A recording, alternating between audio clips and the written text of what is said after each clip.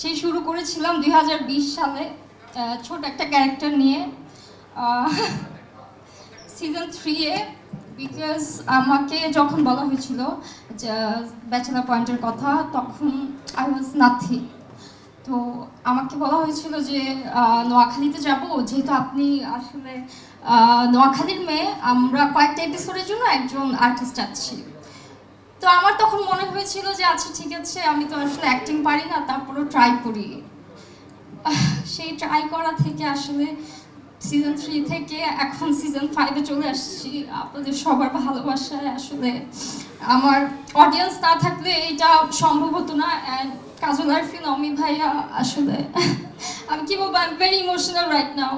Because আমি কখনোই ভাবিনি যে সিজন 5 পর্যন্ত আমি আসবো।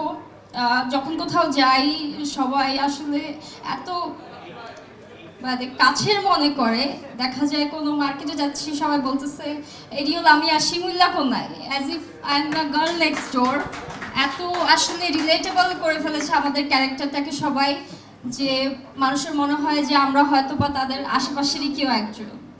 সো এই ভালোবাসাটা পাবো আপনাদের কাছ থেকে, এটা কখনো আসলে আশা করিনি। আমি অনেক ছোট মানুষ, যখন শুটিংয়ে যাই আমি সবার থেকে ছোট, বাট তারপরে সবাই আসলে আমাকে এত ভালোবাসা দিয়ে আসলে আপন করে নিয়েছে একদম 2022 থেকে এখন 2025 সাল পর্যন্ত। So of course I am grateful to you all, thank you so much.